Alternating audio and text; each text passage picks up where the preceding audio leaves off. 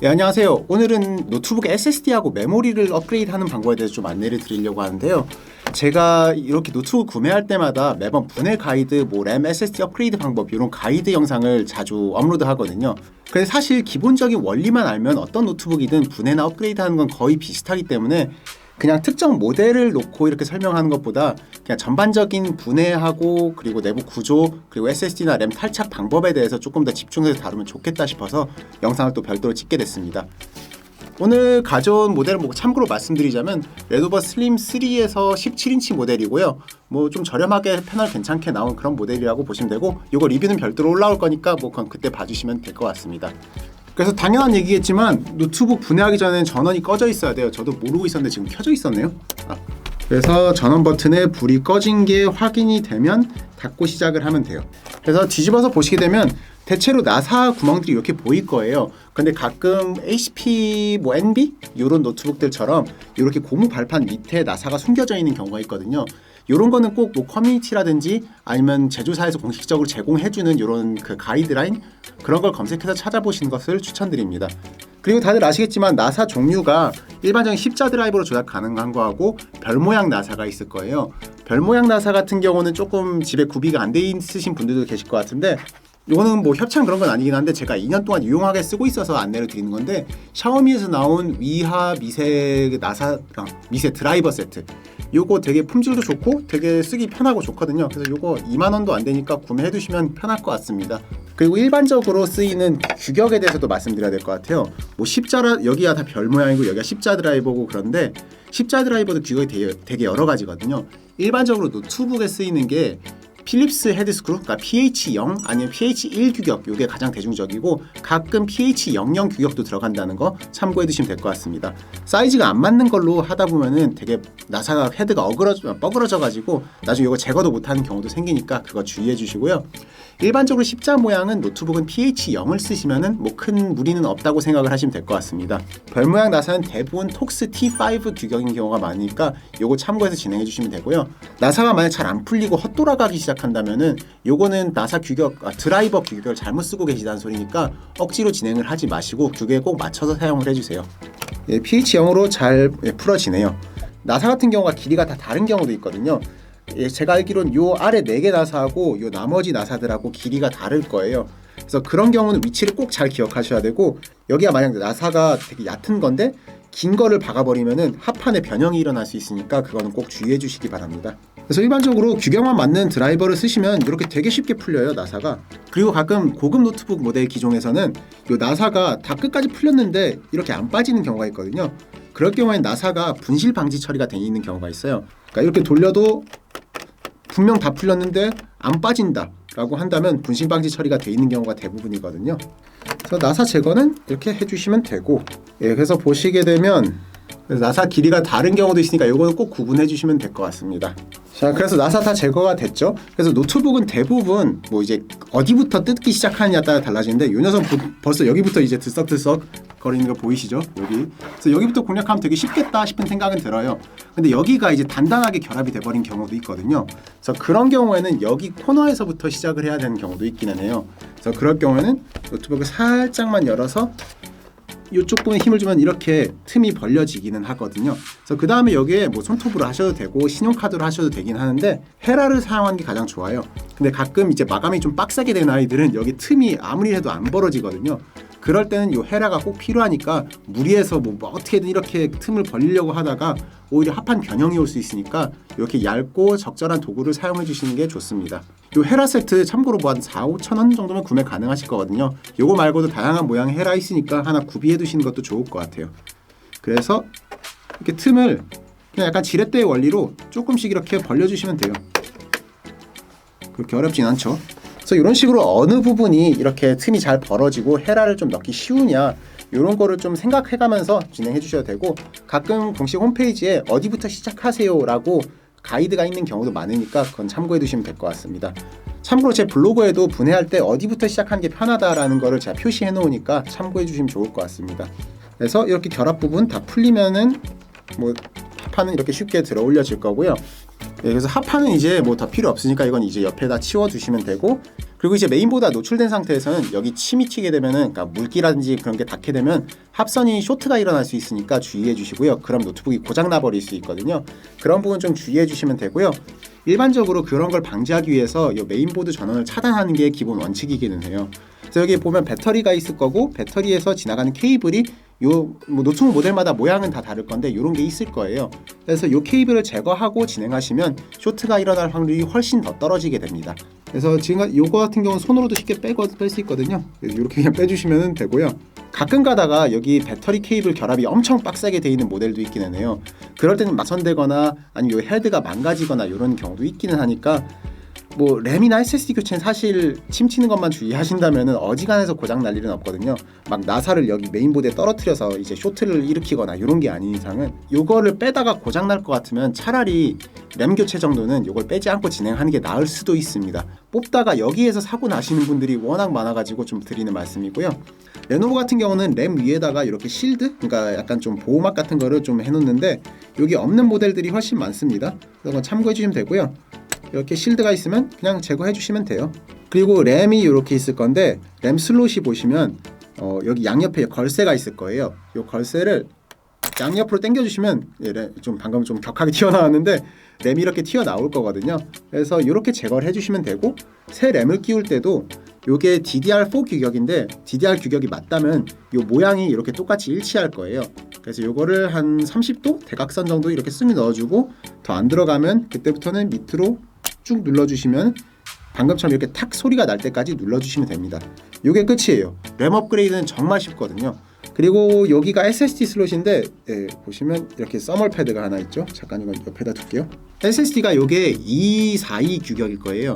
그러니까 42, 뒤에 붙는 42가 요게 길이를 말하는 거거든요. 일반적으로는 요 정도 길이의 2280 규격이 많이 쓰이기는 해요. 보시다시피 여기도 나사 구멍이 있거든요. 요걸 제거하면은 여기다 2280 규격의 SSD도 분명 넣을 수 있을 거예요. 그래서 요것도 십자 드라이버로 나사를 제거해 주시면 되고요. 그래서 요거 같은 경우는 pH0으로는 조금 잘 안 풀릴 것 같아요. 그래서 요게 pH1으로 조금 더 굵은 걸로 가져와서 해보겠습니다. 그렇게 하니까 더 헛돌지 않고 잘 풀리네요. 그래서 이렇게 해서 SSD 슬롯도 이렇게 나사를 제거하고 나면 이렇게 쏙 들어 올려질 거예요. 그래서 그냥 빼면 끝. 요게 끝입니다.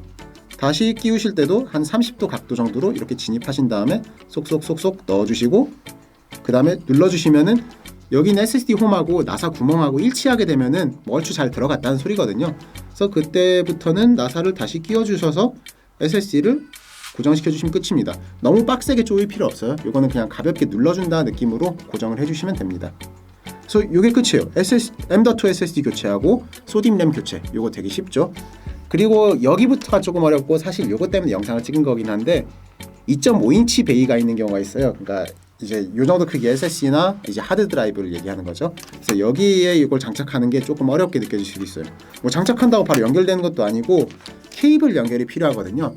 일반적으로 이런 2.5인치 드라이브 베이가 있는 노트북들은 이렇게 케이블을 따로 별도로 제공을 해줘요. 그래서 이 케이블을 여기부터 메인보드까지 연결을 해줘야 되는데, 이게 잘 보이실런지 모르겠지만 메인보드에 자세히 보시면 여기에 HDD라는 글씨가 써져 있는 곳이 있어요. 그래서 기본적인 원리는 여기 있는 케이블하고 이 케이블 넣고 이렇게 닫아주면 되고요. 그럼 이 케이블은 고정된 거고, 그리고 SSD에다가 모양에 알맞게 이렇게 끼워주기만 하면 업그레이드는 끝이에요. 메인보드에서 인식을 하게 될 건데, 문제는 이 SSD가 여기 잘 고정이 돼 있어야 되잖아요. 그래서 그 고정하는 법을 한번 좀 안내 드리도록 하겠습니다. 그래서 이게 트레이거든요. 2.5인치 그 가이드라고도 보통 많이 하는데 나사로 결합이 돼 있을 거예요. 나사 보통 뭐 4개나 뭐 5개 정도로 결합이 돼 있을 건데, 하나, 둘, 셋, 넷, 4개가 있죠. 그래서 이것도 한번 제거해 보도록 합시다. 참고로 이 SSD 나사라든지 이런 그 베이 나사 같은 경우는 합판 결합 나사하고 크기가 다르니까 요거는 따로 이제 별도로 분리해서 보관해 두시기 바랍니다. 자, 이제 요 트레이가 이제 그럼 분리가 됐죠. 여기 트레이에다가 보시면 여기 밑에 하고 옆에 나사 구멍이 있어요. 그래서 요거를 뭐 대략 이렇게 마운팅 해가지고 나사를 여기다 옆에다가 결합을 하게 되면은 이 SSD가 이 트레이에는 이제 단단히 고정이 되겠죠. 그 다음에 트레이를 다시 놓고 케이블을 알맞게 여기까지 가이드를 해주면 된다 라고 보시면 됩니다. 기본적인 원리는 그래요. 요 케이블 길이하고 요 SSD 슬롯의 위치는 노트북 모델마다 다 다르니까 요거는 참고해서 좀 잘 봐주시기 바라고요. 참고로 파란 게 위로 올라가는 겁니다. 이렇게 쭉 넣었으면은 여기 위에는 슬롯을 이렇게 닫으면 이제 여기 안 빠지거든요. 그 다음에 요게 어떻게 흘러가는 게 좋을까를 한번 보면서 결합을 해보시는 거예요. 그래서 요 슬롯이 여기가 짧은 거, 긴 거가 있는데, 그러면 지금 제가 긴 거, 짧은 거 위치로 배치를 했잖아요. 그러면 반대가 되겠네요. 그래서 이걸 다시 뒤집어서 보시면, 그러면 이렇게 하면 딱 그래도 이쁘게 갈 것 같습니다. 요게 조금 뭐 지저분하게 배치되어 있긴 하지만 보통 뭐 저렴이 노트북들은 그러니까 신경은 뭐 크게 쓰지 않도록 하고요. 그래서 이렇게 결합하면 되는 건 이제 확실해졌으니까 요 모양대로 그러면 이제 나사를 조여주도록 하겠습니다. 일반적으로 요 SSD 가이드 나사도 따로 이렇게 첨부가 돼 있거든요. 이렇게 나사가 4개 보통 제공이 될 거예요. 이 나사도 마찬가지로 이제 요 SSD 옆에 있는 홈을 고정을 시켜주시면 됩니다. 그러면 이 트레이하고 이제 SSD는 이제 단단히 결합이 되어 있겠죠. 그 다음에 요거를 케이블을 결합된 후에 연결하려면 힘든 경우들이 많긴 하거든요. 그래서 보통은 연결하고 나서 SSD 베이를 고정시키는 것을 권장드려요. 이제 연결됐죠? 그럼 케이블이 뭐 이렇게 크게 모낭 부분 없이 이렇게 흐르게만 잘 해주시면 되고, 그 다음에 SSD 베이는 원래 있었던 위치에다가 나사를 다시 결합해 주시면 되고요. 사실 이론만 보면 어려운 건 없죠. 요 케이블하고 SSD하고 연결만 해주면 되는데, 요 SSD를 요 안에 어떻게 잘 고정을 시켜주냐 그것만 생각을 하시면 되고, 일반적으로 고정시켜주는 장치가 이렇게 2.5인치 가이드가 따로 제공이 된다 정도로 생각하시면 될 것 같습니다. 가끔 요 가이드를 제공 안 해주는 노트북도 있긴 한데, 그러면 제조사에 문의해서 막 5,000원, 8,000원 정도에 구매하셔야 될 수도 있어요. 여기 위에가 무선 랜카드인데, 이렇게 무선 랜카드 슬롯이 따로 있으면 이것도 교체가 가능해요. 여기 2개 있는 안테나 제거하고 새 랜카드 넣고 안테나 똑같이 붙여주면 되거든요. 그래서 이거는 굳이 보여드리지 않을 건데, SSD하고 교체 방법은 거의 동일하다 보시면 되세요. 안테나만 탈착하는 게 좀 다르다고 보시면 될 것 같습니다. 자, 그럼 2.5인치 베이까지 다 탈착하는 거 봤으니까 노트북을 닫기 전에 요거 배터리 케이블 꼭 다시 연결해야겠죠. 저 가끔 요거 연결 안 하고 나오는 경우가 많아서 똑 따고 그러는 경우가 있는데, 배터리 케이블 꼭 연결하세요. 이렇게 되면 뭐 업그레이드 하는 건 다 끝이에요. 뭐 세부적으로 막 메인보드까지 기판까지 드러내고자 하신다면은 어차피 그런 거 하시는 분들은 뭐 설명서 없어도 잘 하실 거라 믿고, 그래서 그럼 노트북을 다시 닫아야겠죠. 그래서 원래 합판을 그대로 올려주시고, 이제 결합부에다가 이제 체결부가 이렇게 똑똑똑 소리 나서 잘 체결이 되게 꾹꾹 눌러주시고요. 그 다음엔 나사를 하나씩 다시 조여주시면 됩니다. 그러고 보니까 요 램실드 다시 안 끼우고 나왔네요. 뭐 요건 있으나 마나 뭐 크게 상관없는데, 됐다. 그래서 체결이 잘 됐으면은 나사를 다시 조여주시면 됩니다. 아까도 말씀드렸지만 규격이 좀 작은, 길이가 짧은 나사는 위치 꼭 기억해가지고 잘 다시 넣어주시고요. 참고로 방금처럼 새 SSD를 장착하게 되면은 윈도우에서 인식을 하지 못하는 상태가 될 거예요. 그래서 한 번은 포맷을 해주고 드라이브 배정을 해줘야 되거든요. 그 과정도 지금 바로 좀 보여드릴게요. 자, 그래서 이게 SSD 장착하고 노트북을 켠 화면인데요. 이렇게 내 컴퓨터로 가보시게 되면 C 드라이브밖에 없고 방금 설치한 추가 SSD가 없을 거예요. 그럼 요거를 어떻게 해야 되냐면, 밑에 있는 돋보기 아이콘 클릭하셔가지고 파티션 아니면 뭐 포맷 이렇게 검색하시면 돼요. 파티션이라 검색하면 나오고요. 하드디스크 파티션 만들기 및 포맷 요걸 누르시면 됩니다. 그러면 요런 설정 창이 뜰 건데요. 방금 그 설치한 새 드라이브가 있어가지고 요걸 지금 인식한 걸로 좀 보이기는 하네요. 그럼 확인을 눌러주시면 돼요. 그러면 여기 기본적으로 디스크 0이 이제 232기가짜리가 하나 추가된 게 확인이 되실 거고, 요게 그냥 일반적인 윈도우가 설치되어 있는 C 드라이브거든요. 여기에다 문자 경로를 할당해 줘야 돼요. 그러니까 D 드라이브는 D 드라이브 이렇게 해주셔야 되고, 우클릭하셔서 새 단순 볼륨 누르시면 되고, 그 다음에 뭐 그냥 설명은 다음 단순 볼륨 크기는 그냥 최대로 잡아주시면 되고, 그 다음에 드라이브 문자 할당, 그 다음에 저건 D 드라이브로 해주시면 되겠죠. 그래서 이것도 다음 하고, 이 볼륨을 다음 설정으로 포맷. 일반적으로 윈도우 10 같은 경우는 NTFS로 해주시면 된다 생각하시면 돼요. 그리고 할당 단위 크기도 이것도 그냥 기본값으로 잡아주시고, 볼륨 레이블은 마음대로 해주셔도 되세요. 저는 뭐 D 드라이브 보통 데이터 이렇게 해주시니까요. 그래서 빠른 포맷 실행하고 다음을 눌러주시면 이제 끝납니다. 조금 있으면 여기 인식이 이렇게 될 거예요. 그래서 가끔 새 드라이브 설치하시고 여기 인식 안 된다고 당황하시는 분들 계시니까 요거까지 참고해서 봐주시면 되겠습니다. 자, 그럼 이번 영상을 통해서 그냥 요 슬림3 노트북 모델뿐만 아니라 일반적인 그냥 노트북들도 램하고 SSD 슬롯이 추가로 있을 경우에 스스로 손쉽게 SSD나 램을 업그레이드 할 수 있는 가이드가 됐으면 좋겠고요. 뭐 아까 말씀드린 대로 변수라고 한다면 요 나사 규격 뭐 별 모양이냐, 아니면 합판을 어디서부터 뜯는 게 더 쉽냐, 내부에 SSD나 램 슬롯이 몇 개가 있느냐, 요 정도는 미리 파악을 하신 다음에 분해를 시작하는 것을 권장드리고 싶습니다. 그럼 도움이 되셨길 바라며 이만 물러가도록 할게요. 감사합니다.